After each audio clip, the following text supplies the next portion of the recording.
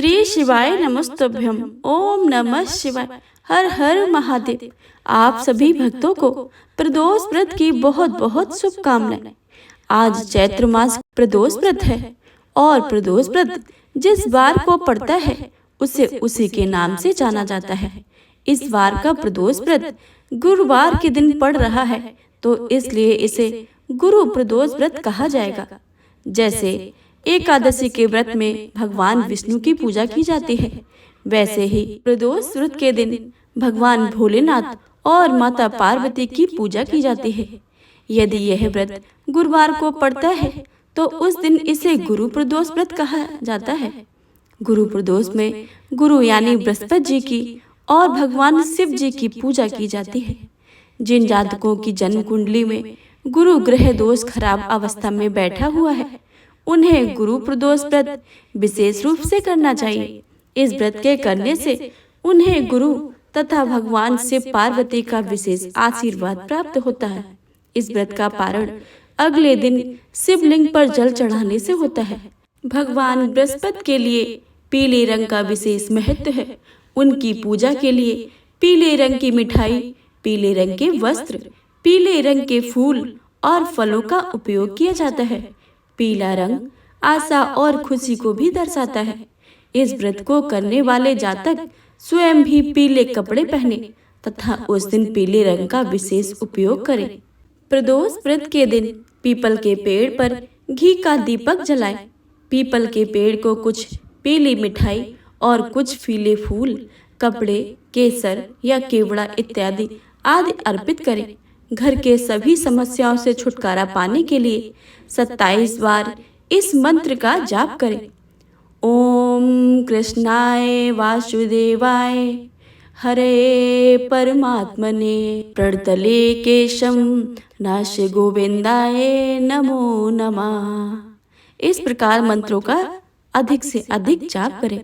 गुरु प्रदोष व्रत में ओम नमः शिवाय तथा गुरु बीज का मंत्र ओम ग्राम ग्रीम ग्रोम शाह गुरुवाय नमः का जाप करना चाहिए। यदि संभव हो सके तो इन मंत्रों में अपनी क्षमता के अनुसार हवन में आहुति भी डालनी चाहिए। आप सुनिए गुरु प्रदोष व्रत की संपूर्ण व्रत कथा और प्रदोष व्रत की कथा तथा शिव चालीसा। तो एक बार प्रेम से बोले शिव शंकर भोलेनाथ की जय, भगवान बृहस्पति देव की जय।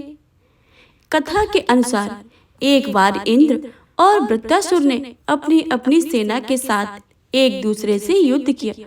देवताओं ने दैत्यों को हरा दिया और उन्हें लड़ाई में पूरी तरह से नष्ट कर दिया। वृत्रासुर यह सब देखकर बहुत ही क्रोधित हुआ और स्वयं युद्ध लड़ने के लिए आ गया। अपनी आसुरी ताकतों के साथ उसने एक विशाल रूप धारण कर लिया जिसकी कोई कल्पना भी नहीं कर सकता था और वह देवताओं को धमकाने लगा। देवताओं को अपने सर्वनाश की आशंका हुई और वह मर जाने के डर से भगवान बृहस्पति देव की शरण में चले गए। भगवान बृहस्पति देव हमेशा सबसे शांत स्वभाव वाले हैं। बृहस्पति जी ने देवताओं के धैर्य को बंधाया और वृत्रासुर की मूल कहानी बताना शुरू किया, जैसे कि वह कौन है और क्या है। बृहस्पति देव के अनुसार वृत्रासुर एक महान व्यक्ति था। वह एक तपस्वी था और अपने काम के प्रति बेहद निष्ठावान था। वृत्रासुर ने गंधमादन पर्वत पर तपस्या की और अपनी तपस्या से भगवान शिव को प्रसन्न किया। उस समय चित्ररथ नाम का एक राजा था। एक बार चित्ररथ अपने विमान पर बैठे और कैलाश पर्वत की ओर प्रस्थान किया। कैलाश पहुंचने पर उनकी दृष्टि पार्वती पर पड़ी जो उसी आसन के शिव के बराबर बैठी पाई थी। शिव के साथ उसी आसन पर बैठा देखकर उन्होंने इस बात का मजाक उड़ाया कि उसने कहा, मैंने सुना है कि जैसे मनुष्य मोहमाया के चक्र में फंस जाते हैं वैसे स्त्रियों पर मोहित होना कोई साधारण बात नहीं है।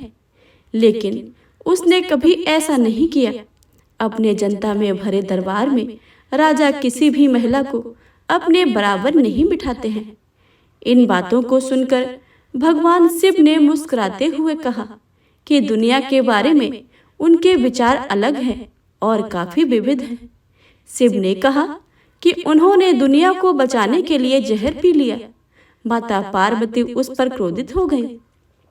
इस तरह माता पार्वती ने चित्ररथ को श्राप दे दिया। इस श्राप के कारण चित्ररथ एक राक्षस के रूप में पृथ्वी पर वापस चला गया।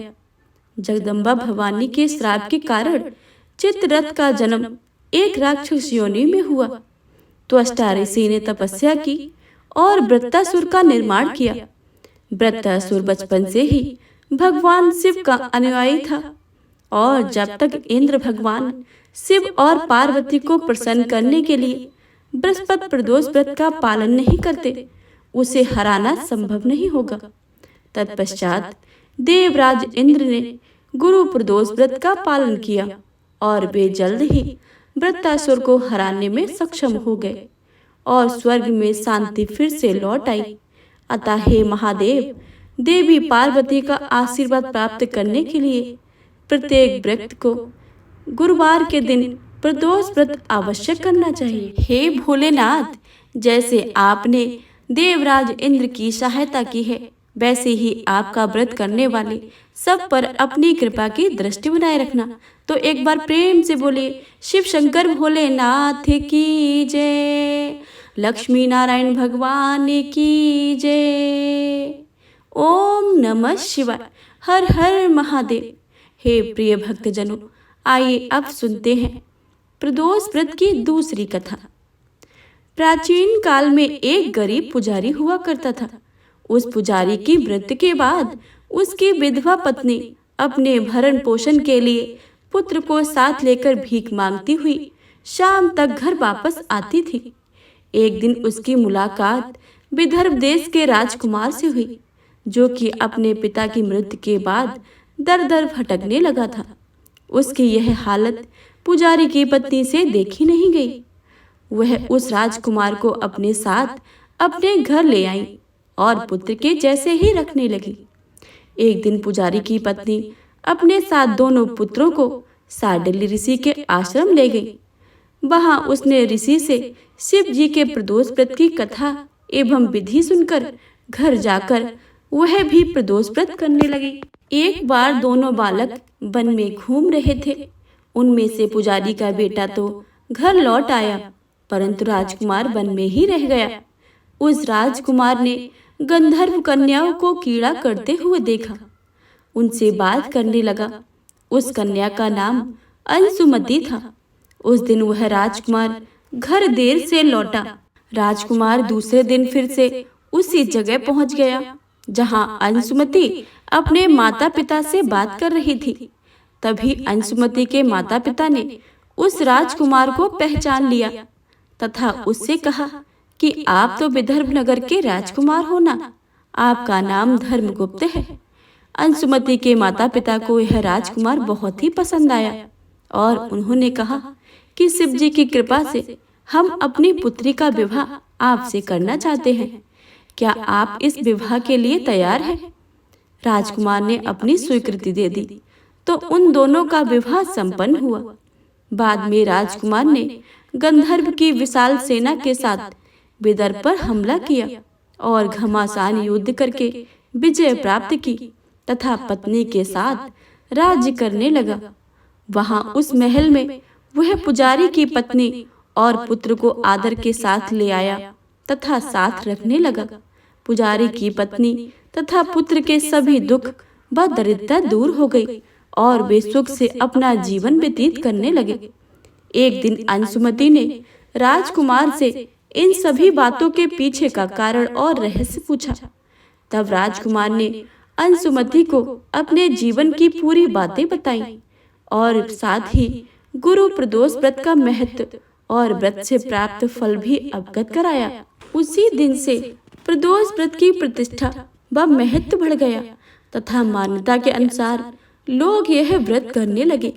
कई जगहों पर अपनी श्रद्धा के अनुसार स्त्री पुरुष दोनों ही यह व्रत करते हैं। इस व्रत को करने से मनुष्य के सभी पाप नष्ट हो जाते हैं एवं मनुष्य को अभिष्ट फल की प्राप्ति होती है। तो हे प्रिय भक्तजनों, यह थी आज के व्रत की कथा।